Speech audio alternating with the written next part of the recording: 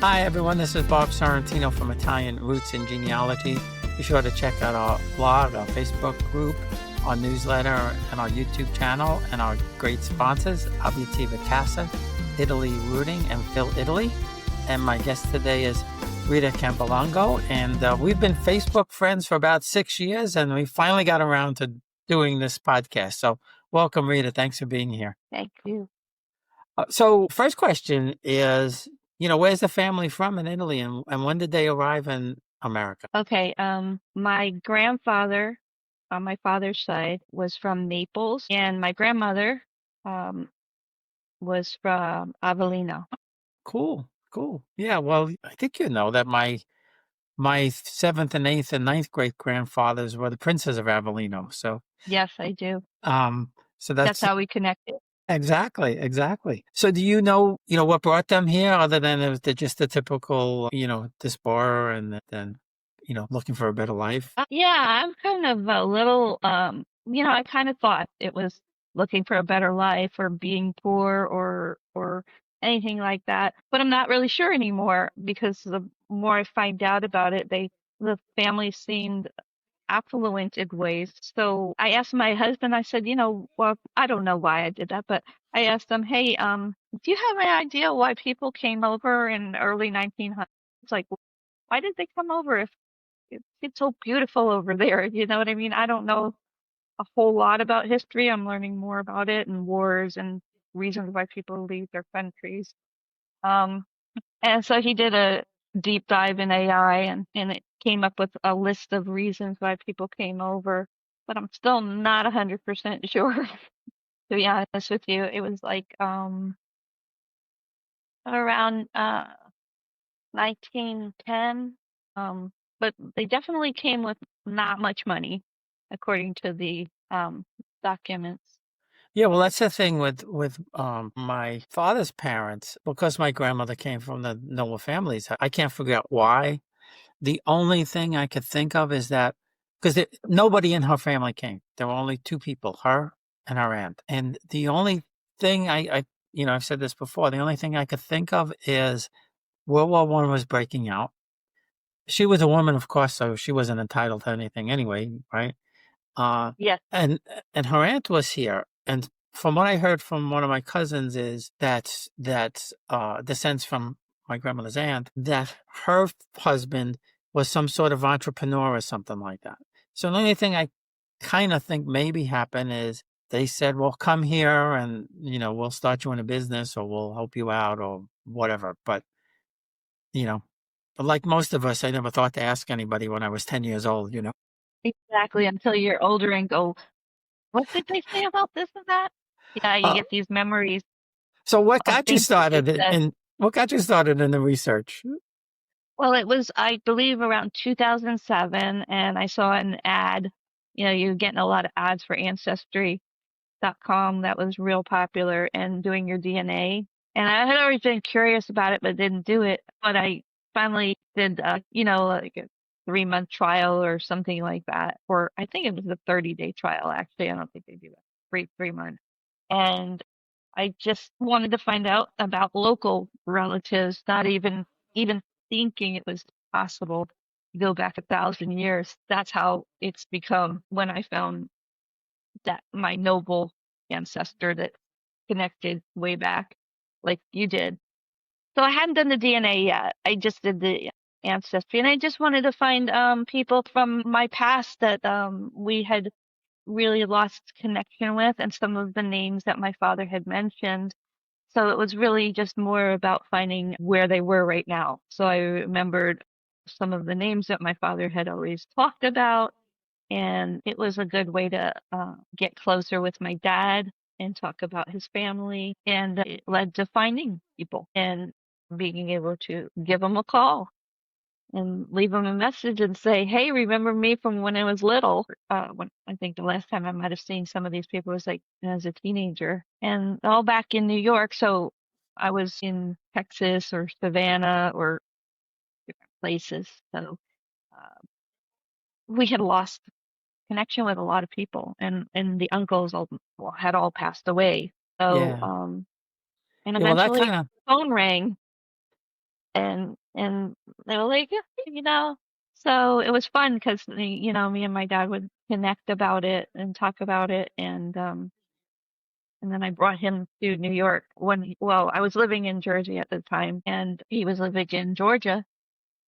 So he came up, and I took him on a genealogy tour. I brought him to see his cousins in Brooklyn that he hadn't seen in decades. I mean, massive, they were just like young and there they were right there in Brooklyn, and we had a big meal and it was great.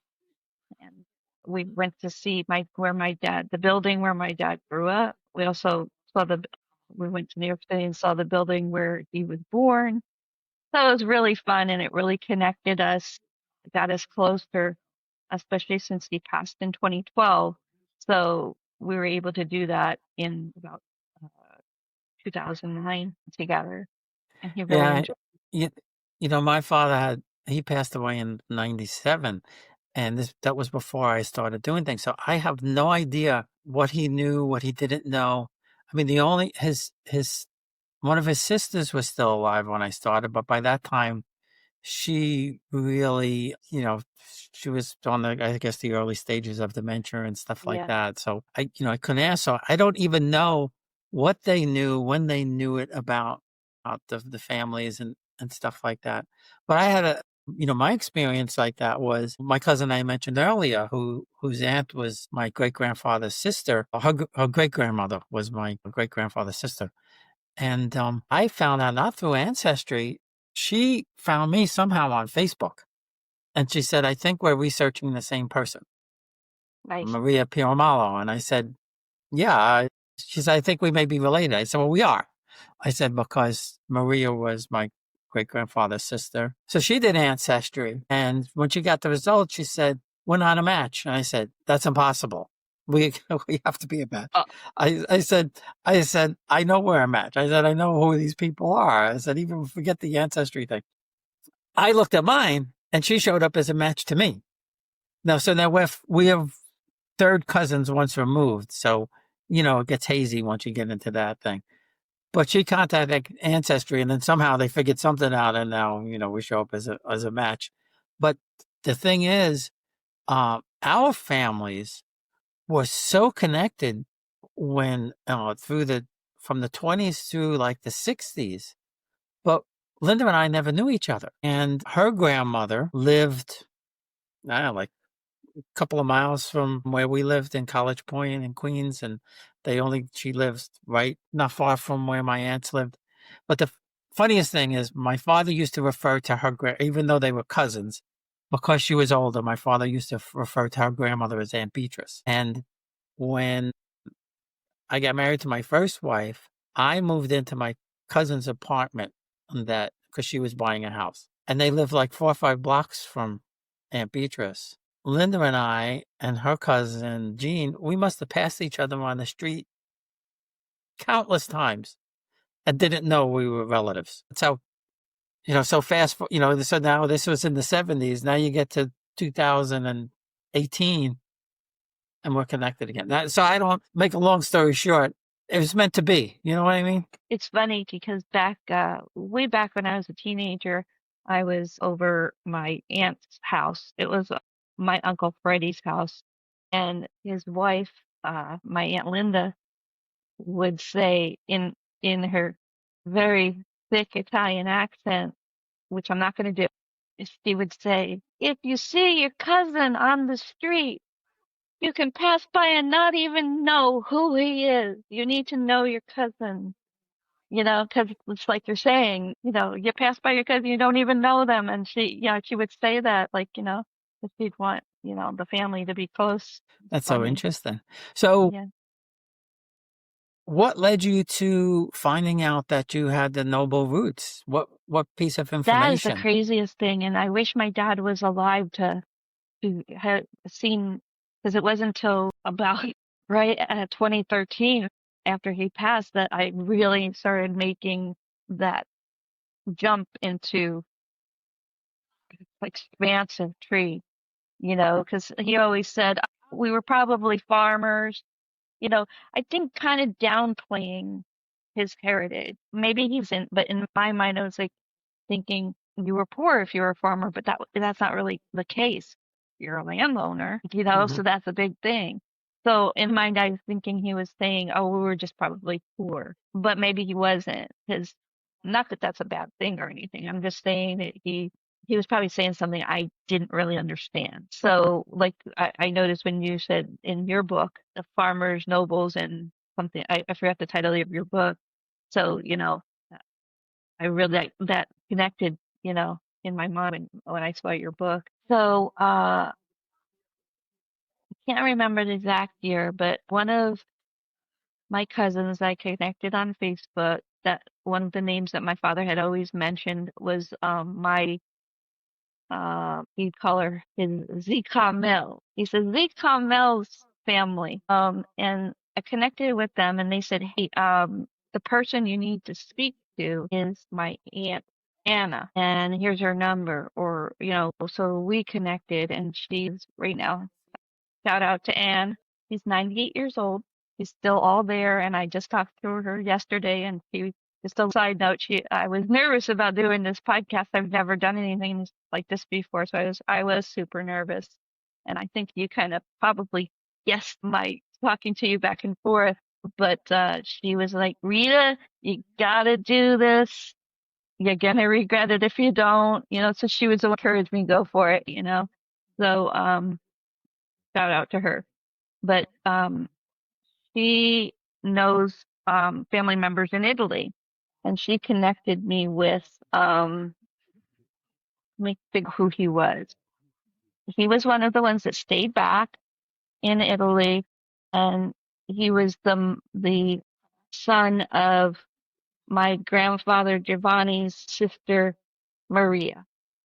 I had seen her last name on shipwreck records, referring to some people that were the part of the ship record that says who in Italy, your relative in Italy. And I recognized that name. And so that connected. And his name was Renato Barbieri. He lived in Naples and he was still alive at the time. And she got me connected with him. And he was just so excited because, like, he was one of the people that kind of like, hey, where'd all my cousins go? Hmm. Yeah, and he was looking for us as much as I was looking for them. Because you always think the Americans are looking for their Italian cousins, but come to find out, Italian cousins are looking for us as well. That was really neat because I never thought about it that way, you know. So he was like, he only spoke Italian, but he called me and had his little translator. It was before it really got good with Google Translate, and he was older, so it was not something he can do very well.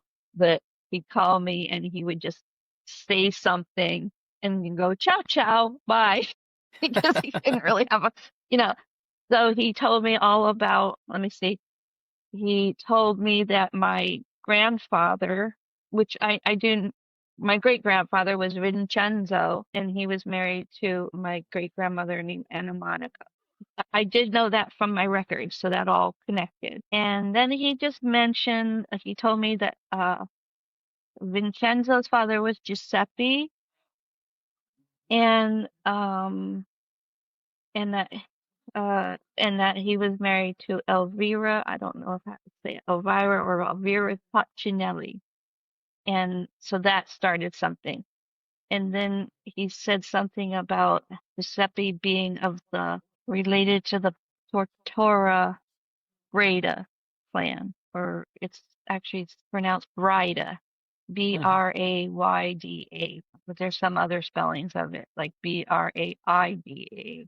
They were the I'm just going to say it in English, or Marquis, or in French, Marquis of Soleto. Did I say that right?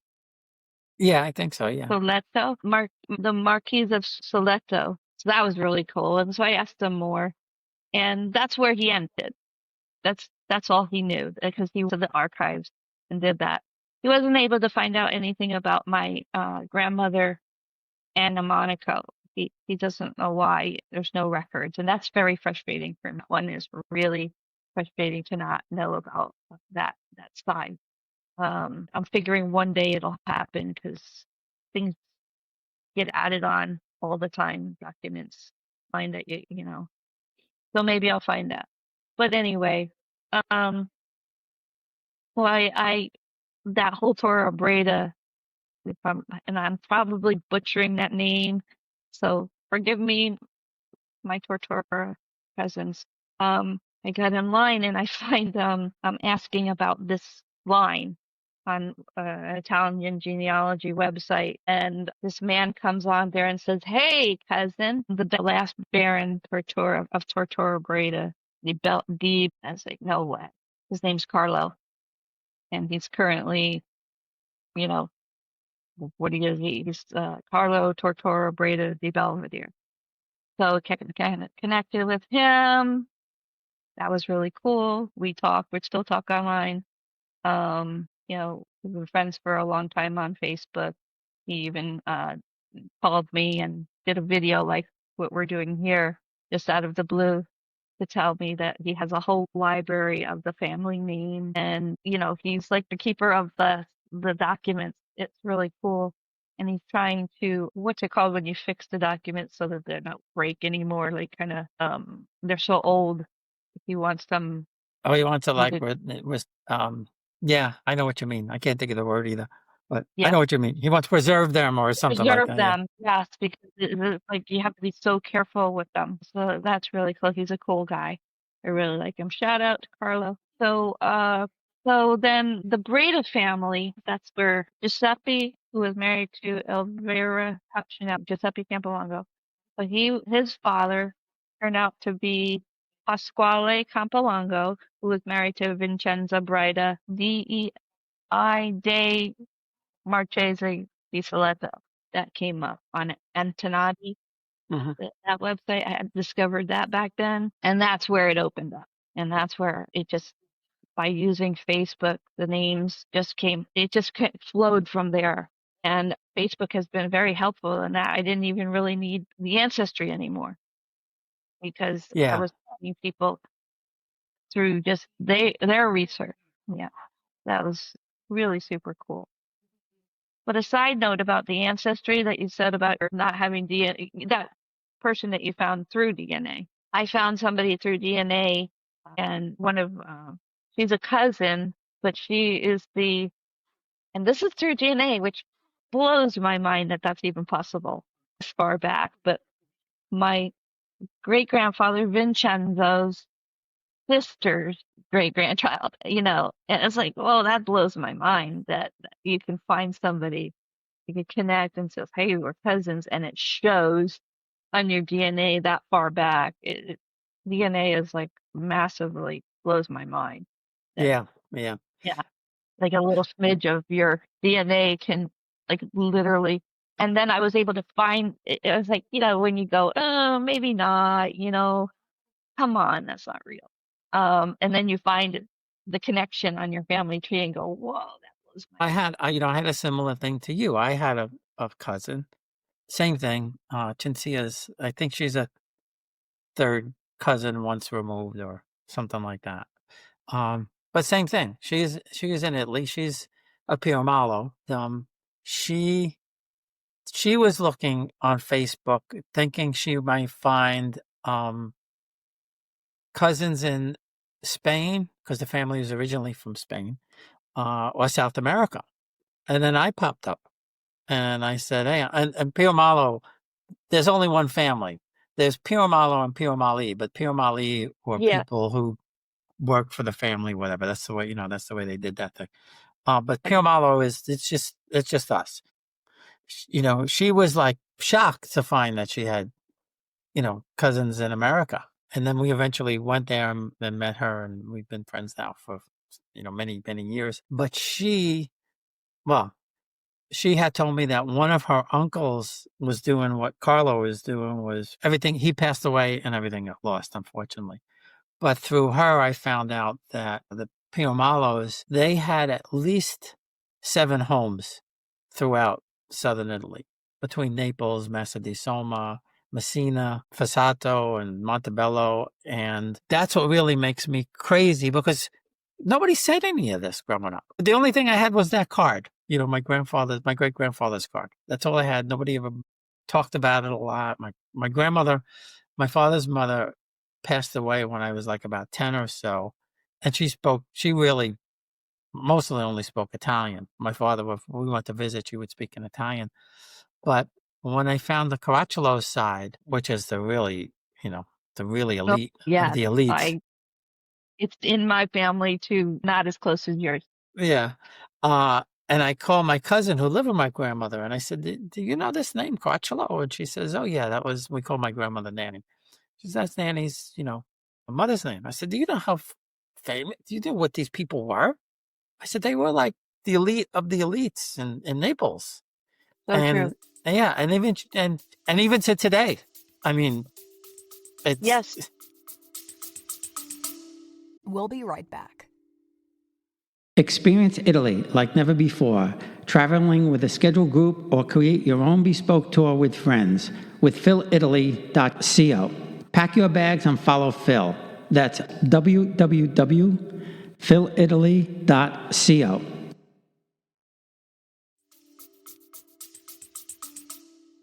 Yes. They're still going. Yeah. Well, They're still noble.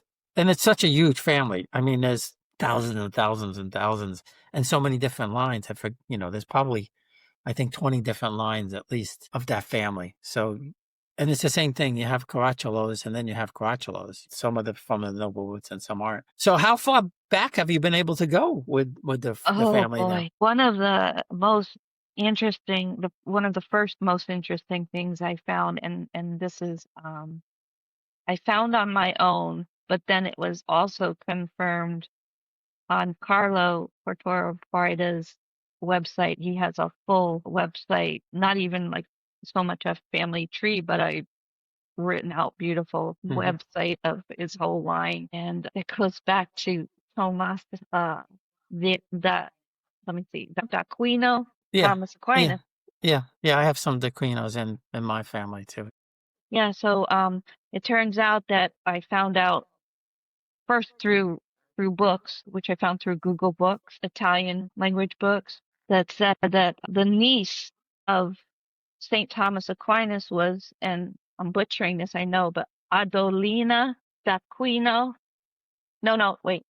Yes, and she was married to Otto or Odo Brida.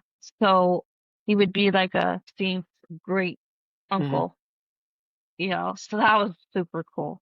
Yeah. And I found a couple more saints in the family. Bonzo di Liguro, another one. It's kind of a little bit farther out, but connected, but farther out, not as close as that on the family tree. And archbishops and lots and lots and just uh, yeah, very lots of Catholic roots there. It seemed like every family had a couple nuns and a couple priests and some military men, and kind of like Thomas Aquinas. I read his story, and it made sense. I'm actually related to his older brother, Aimone, Aione, and he was a military man, while Thomas was the youngest son who was supposed to go into the priesthood. But like Right. everybody played their role in families, which I find very interesting. You had the ones that, like the daughter who would marry into another noble family. You had a couple nuns that would go to the convent, and just very interesting dynamics. So yes, another, and I'm not, I'm careful about some of the others because I know that whole Miss Aquinas story I've checked it over and over again. So I got that down. I know that's true. Some of the others maybe more questionable, but after speaking to you, maybe not, that even go back to Rollo, Duke of Hmm. Normandy. But one of the things see, your parents say things and they say stories and you're little and they kind of stick in your head, but you don't really know to ask when you're young. So my dad used to call me the human tape recorder. So I really, I remember stuff, and I remember him saying things about what his father would tell him. And he says that the Campolongos actually came from Normandy. So that would make sense. Yeah. Yeah. Yeah. Sure. And yes. another thing, you know how you said the families from your family's also from Spain? Yeah. Well, that blew my mind too, because that's probably where we connect, because a great great grandparent was Caterina de Cordoba from Spain. Hmm. And that was mind blowing. I found somebody on Facebook, a Professor Rinaldi, and he connected. I said, "Oh, hey, do you know one of the names match?" And I said, "Oh, my great great is this person." He sent me the marriage document, and so we connected. And he has a wonderful. He did his book. I don't think he published it like you did, but he sent me a PDF of it with the whole family. So I added a bunch of stuff. So he's super cool. Still in Italy, you know. So I So I was I found was out. just looking. I have one Campolongo, ninth great grandmother, Ippolita from Really? They come from the let's see. barons of San Donato. Yeah, so she Let me see. I married have that here too. she's married Scipione Sambaesi. So from the Really? around 1600. Yes. She's in my tree, but not connected directly yet because And I haven't been able to that's actually connect. through the Pirmalo side that I'm connected to her. Wow, that's wild. Not through the Caracciolo. That's wild. I do have her, and I think a man named Roto Campolongo has that genealogy. Yeah, I don't have her parents though. I have her married, but I don't have her parents. Her parents were Giacomo or Jacopo Hmm. Campolo Barone I'm sorry, I have to open this up. Di Uh, Fermo e Lungro. He was a cavalry captain, and his wife was Maria Cice, but I can send that to you. Yeah, I don't know if I connect, like I have a connection yet, because I stopped at. I know that my family were connected to the barons of San Donato, and there's lots of stuff online. I just don't have the direct connection there. I know it's there, but I still put their information on there because I know that they're related. They're just one, like a missing link there. So that's cool. yeah, yeah. I That's, said, let me look. Let me just take a look because there's so many in the tree I don't remember. And well, yeah, there my she name is. is my husband's name online, so you probably, yeah, didn't think about that. But yeah, But yeah. yeah, So we're probably some sort of cousins or something. well, I'm telling you, when we've connected, the first thing I told you is you look like Yeah. my cousin Neil, who shout out to Neil, still in touch with him. He's in, actually, he's close to you in Hawthorne. Yeah. How about Yeah, that? yeah, he's a hoot. But not to insult you, I love Italian noses. Oh, that's So okay. it's Yeah. not an insult, but you got my dad's nose. Yeah. That's one thing we all have. I do too. Um, yeah, my father can't say I'm not his. Got that nose. Oh yeah. Yeah, The it's really same funny. thing with One of me. the things that my mom was getting, it wasn't quite dementia, but it was from liver disease. It was autoimmune liver disease, and sometimes she would get dementia-like symptoms. And when she was living with me, it's kind of sad, but it's also a little bit funny. She was sitting on the couch, and she looked at me and says, "Rita, baby, for a month I haven't even realized who you were. But then I looked at your nose and I realized, oh, Oh, that's my baby." that's funny. So, I That's mean, very funny. That's sweet. it's tragic, but it's also funny Yeah. that those Yeah. things happen. Yeah. I found like 23 saints in my direct line, but was when we got to the archives in Naples, they showed me the oldest Caracciolo document that they had from like 1100 something, and it was some kind of land grant from I think the King of France or something like that. And yeah, I was amazed. What I find funny about it is, uh, at least with me, I find two camps. Right, one camp is like That's impossible. You could have never found that out. And the other camp is like, wow, how did you find that out? That's impressive, you know? Exactly. I have people like very skeptical, and not within the family, but Right.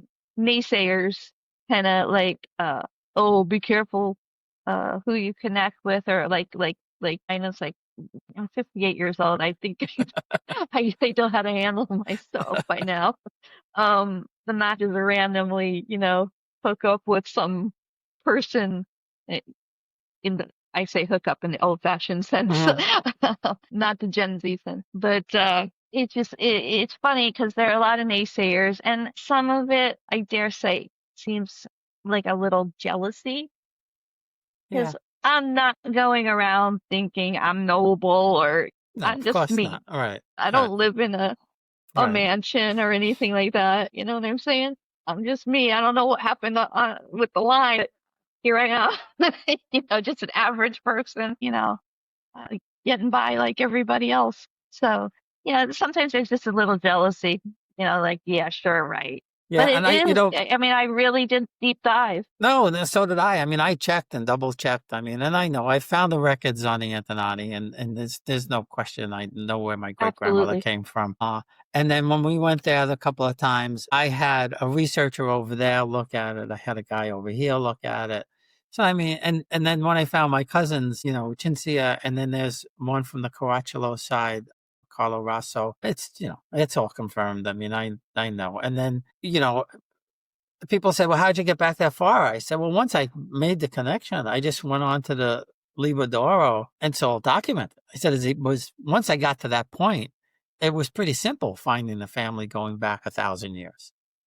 Yep. Then it just flows from there. It's still hard, and you still have to, I mean, we put a lot of effort into it. It didn't just happen. No, right? No, yes, no, And this is well, it's 2025, and I started in 2007. I mean, and I'm just it's a little bit of an obsession for me, and I do get in trouble with some family members, because I'm annoying, and you don't want to dig up things they don't want to know about, because you can do that. But so I try to be super careful, what I share about, you know, family lines and stuff. So there is that aspect of some of the closer generations. You don't want to pull up anything that yeah. offends somebody, or why'd you bring that up, or you know what I mean? Some I skeleton in a closet or something like that. I found some crazy stuff about my ancestors. I mean, from the king of Naples who had the Last Supper of the stuffed people, and there was another. I forget which line it is. There's another line where for 5 generations, they were the quote unquote justices, which when I looked into it, found out they were basically the people who condemned everybody to death. And Yeah, it was, then you got the Inquisition. I mean, and the yeah, way no, we are but, today, you don't want to really share those things. well, what I love is like people would say, whatever period in history, I would have never done that. And I tell them, I said, you don't know what you would have done or what you wouldn't have done when you were in that I think there's position. a phrase for that, like a phrase for it. I can't remember what it is. My memory's not so great anymore, but yeah, phrase for looking at history through the eyes of today, Yeah. Yeah. the standards of today. It's like you don't know what you would do. Right. I mean, if whether you were born into a peasant family, you were born into a noble family, I mean, if you were born into a noble family, you're going to do what noble families do. Yeah, it's you do what your parents tell you. Exactly. Exactly. And, I always use this analogy because my mother's mother, they were, peasant farmers. And she was very, very, I mean, she was very, very large, very, very, both in stature and in, presence. Larger than life. Yeah. But my father's mother was very, very reserved. And it wasn't until I started doing it and realizing, well, she was brought up that way. That's the way she was brought up. She was brought up to be reserved. I don't think by the time I got to her, I don't think they were wealthy, but they were they were well off. I mean, you could see from Yeah, well the to do, clothes yeah. that we have, the clothes, the pictures, the clothes she was wearing. But it's like, and I never realized it when I was a kid. Now I understand. That's the way she was brought up to be that way. Yeah, we can't judge people from the past like that, Yeah, you know? yeah, exactly. Yeah.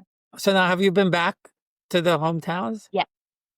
Well, unfortunately, I couldn't go to Naples, but last spring I went to on I'm gonna do a free commercial solo tour.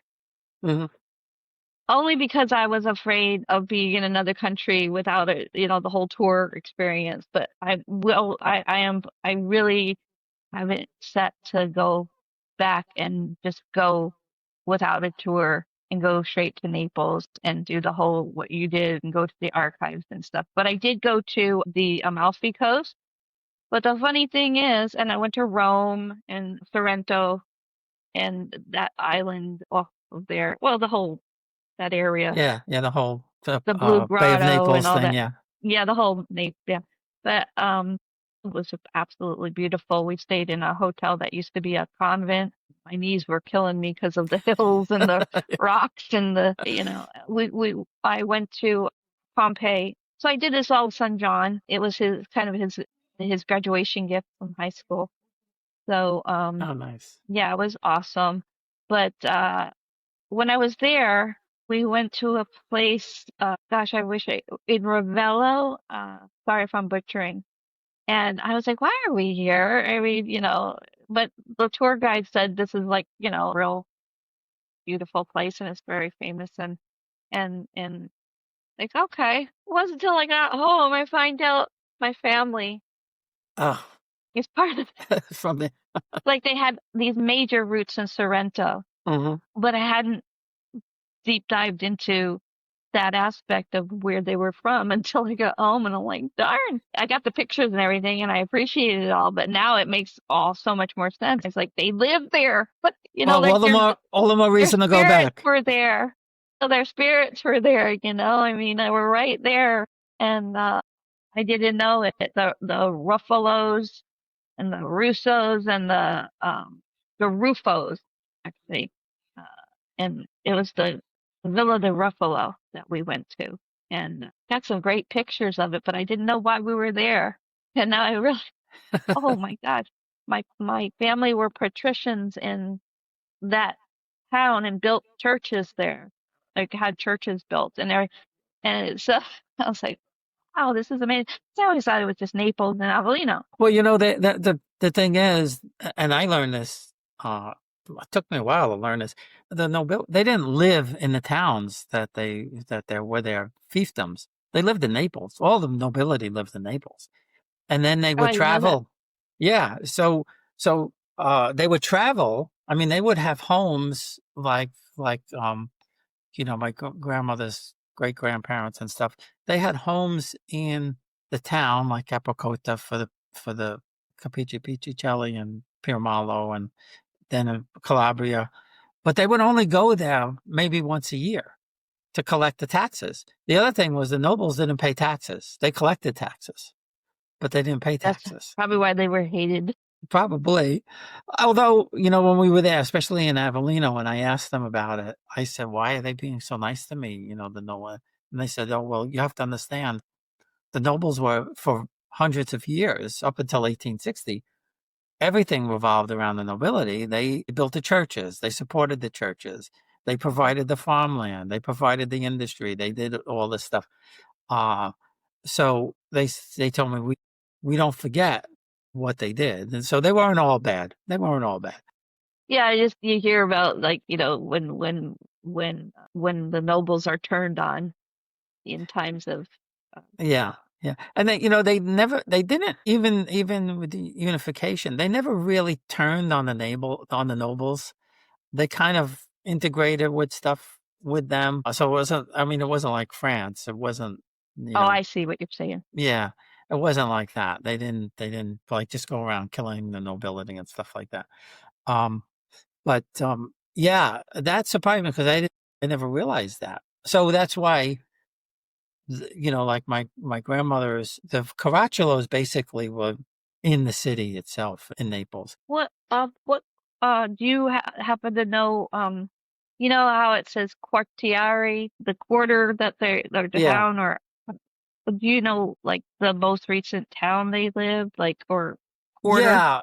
Well, it's just before they came, my grandmother and my grandfather lived in Turcola, which is about, I guess, half hour by car from Naples. Still part of Naples, considered part of Naples. There's another place right next to that called Massa di Soma, which is where the Piromalos had one of their houses, or you know, small palace, whatever you want to call it.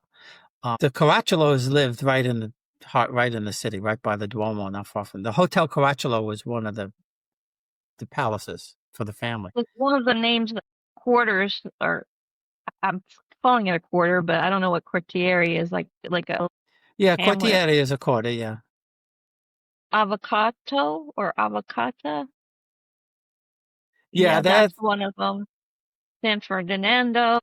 yeah, San Fernando. I forget all of them, and there's more. I think there's more than four quarters. To be honest with you, Yeah. I don't know how they did the naming things, but my Oh, is that why they call it a quarter? Because there's four of them?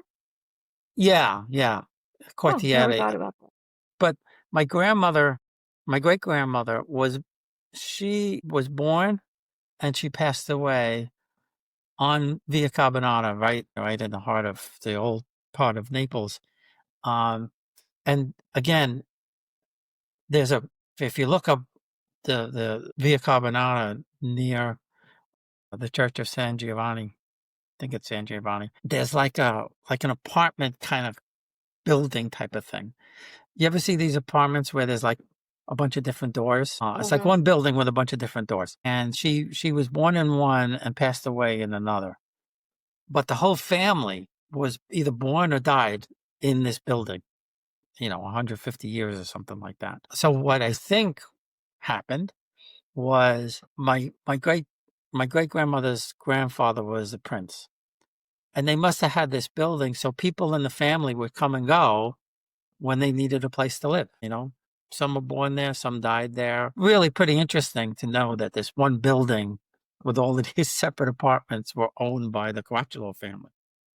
Yeah, I like using Google Earth to be a Yeah. fly on the wall and actually see these buildings, and like, it's really cool. Yeah. The Yeah. If, internet can be very cool that way. if you go to, if you Google the Hotel Caracciolo in Naples and then go across the street, you'll see the building that I'm talking about. You'll see what it looks like. And she was only 42 when she passed away. I don't know from what. I know my grandmother's youngest brother was born in 1901 and her mother died in 1902. I don't know if, complications from the birth or something else Very happened. possible, especially in your 40s. Yeah, yeah. And it was right, maybe 6 months after the son was born, she passed away. I see that a lot in the records that uh I one of the kind of sad things I see is we don't see, I don't think we see as much death as they did. No. And they had big families, but they also lost a lot. And you see so many records of children that, 1 year old or 5 years old, or that you look and then there's a death record later. So they saw a lot of, you know, Well, they did have big families, but they had a lot of loss as well. my mother's uncle Dominic, he was the fifth one. There were four passed away before him, all Yeah. Dominics from the same That's parents. all the same name, yeah. And that's on both sides of my family. My mom's from Puerto Rico, and I My wife's heard family, she. my wife's father's from Puerto Rico. Oh, we'll see. So yeah, so I see that in the genealogy records, and I'm a religious person, and I feel like, some of it's like by doing this genealogy, it's like giving back a little, Mm. like recognizing people that are forgotten means a lot to me. just feels Yeah. good to me. Where in Puerto Rico is the family from? Well, they were originally from Jauco. It's spelled Yauco. It's a Hmm. big coffee town, and my mom was born in Ponce. Oh yeah, well that's my wife's family wasn't from there. Her sister lives there. Her sister still lives there. She lives in Aguadilla, by Ah, Maya yeah. Gres. My Um, my neighbor is from there. and her grandfather, uh, and great grandfather, they owned coffee plantations in Dominican Republic and Puerto Rico. Yeah, I was able to trace her grandmother back to Spain, back into the like 1500s, because obviously to own plantations back in the 1700s, early 1800s, you had to get something from the King of Spain to be able to do that in the first Yeah, place. uh there was a I forgot what it's called. There goes my memory again. Corsicans came over under um some decree by Spain that say we'll give you land and everything. Mm. Go over to these colonies. I I don't know if they still owned it. They did still own a piece of land, but nobody could agree what to do with it, to sell it, keep it, whatever. But it was really It's nice. It was up very on the mountains difficult, and I stuff. heard. We have land out there. Well, my cousins, after their families died, after my grandma passed away, it's hard to sell the land. It's like a complicated thing back and forth. So yeah. Yeah, Uh, yeah. It's but my grandmother had a home there, before. So yeah, they were farm workers. That's come up with Ancestry, and I was able to go fairly far back with them with more records online. But yeah, my parents met in the Bronx, and they kind of had a little bit of a West Side story. I think that's the way Marion's parents were too, the same thing. Yeah, it was a little West Side Story love story, you know. So that was Yeah, sweet. um her mother grew up in Little Italy, and her father, they lived in Spanish Harlem then. And that's where she was born, up in Spanish Harlem, which I never realized. I didn't realize.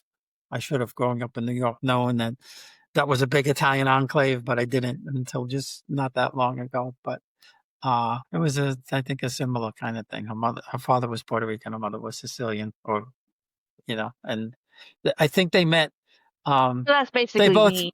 they both worked in they were both like seamstresses, or tailors, whatever you want to call them. I think that's where they met. Yeah, when my mom came to New York in 1959 or 1960, I think it was 1960, from Puerto Rico, they worked in the garment district Yeah. sewing. She said she sewed the tags on the fancy men's suits, very high-end suits in the garment district, but she just sewed that one thing on and she told the story that the guy who played the Joker, Cesar Romero, Hmm.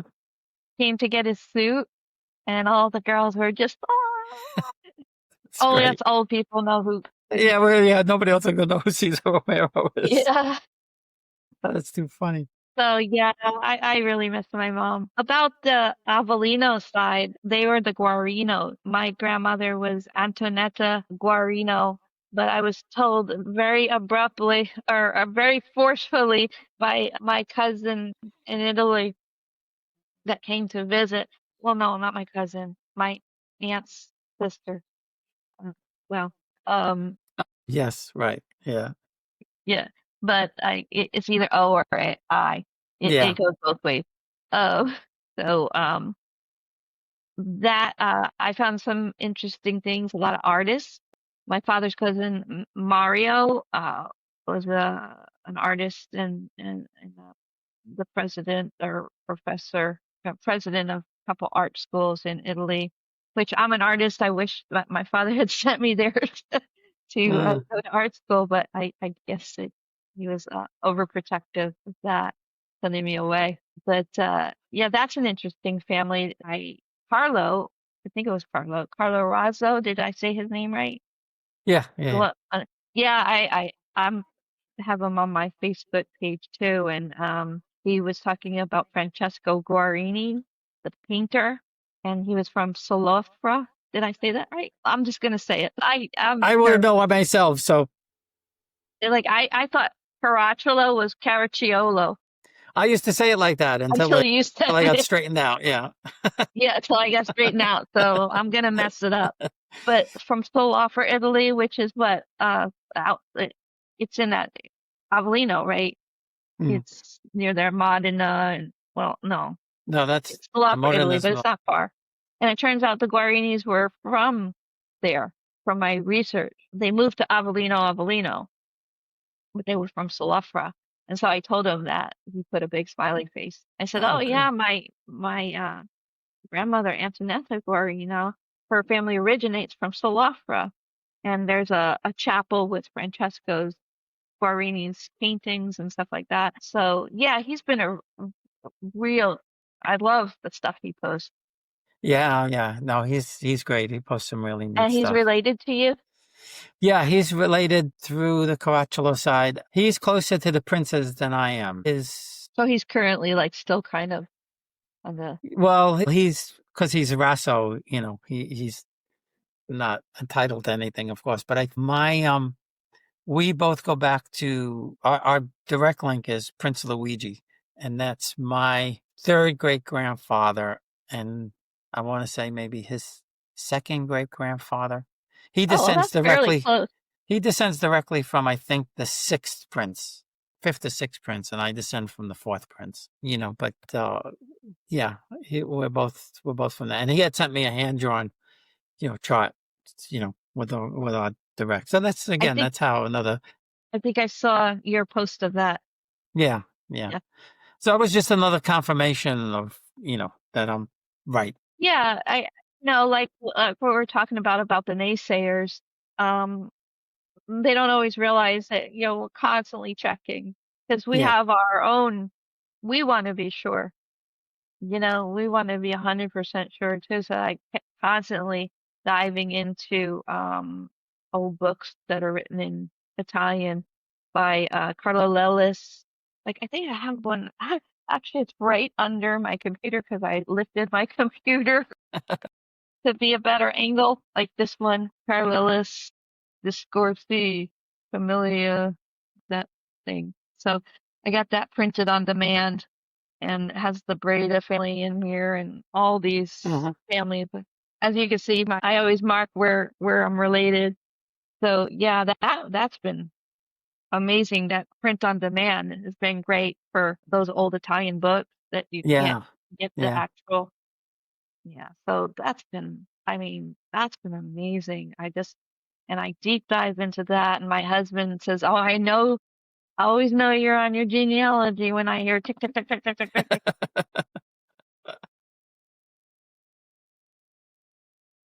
YouTube videos or TV, and I'm over there like deep diving, and I just Well, constantly recheck. that's what my wife. That's my wife. She's always asking me if I'm looking for dead relatives again. Yeah, yeah, it's like you're being annoying again. You're digging up, you're looking at. My father used to call it looking under stone. Yeah, well, that makes sense. That makes sense. But my Well, husband's family is from Mexico. He was born in California, and his his mother was born in Arizona, and his grandmother was born in Texas. So he's actually more American than I am. But because I'm like second generation, my father was first generation, and mm, this is crazy. But I double check. I'm getting pretty sure it's all pretty accurate. We turn out to be 16 cousins in Spain because of that yeah. line. But we also have the Mendozas. They call it in Spain it's the Mendozas, I guess, with two Z's instead of one. A relative of mine is a Giovanna Mendoza, and they were the Duke of the Infantata. Hmm. Yeah. That was neat. And I find it interesting that you found your Spanish roots because we all think, okay, we all come from Italy and that's it. But when I went into it, it's like, oh my gosh, the Guarinis have Norman French roots. The Hmm. Campolongos have Norman French roots. The Monacos have French. Then they go into Spain. The Bridas are from Spain. Um, Well, so Amazing. many so many people conquered Italy. It's just, just Yeah, natural. exactly. Yeah, everybody's mixed, I you mean, know? I've run into people who do their DNA and they freak out because they find out that they have Greek or something like that. And I'm 100% Italian. I'm like, well, you're not, but that's fine. Well, that's what I used to think I was 50%.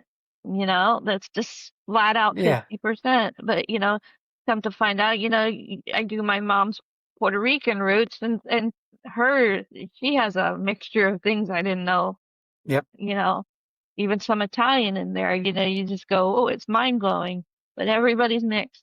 And that's what it really comes down to. Places have Yeah. conquered each other over, thousands of years, and we're kind of a little narcissistic to think that it's that and dry Yeah. you know Yeah. Exactly. Exactly. Well, Rita, this has been a lot of fun. I appreciate you taking the time.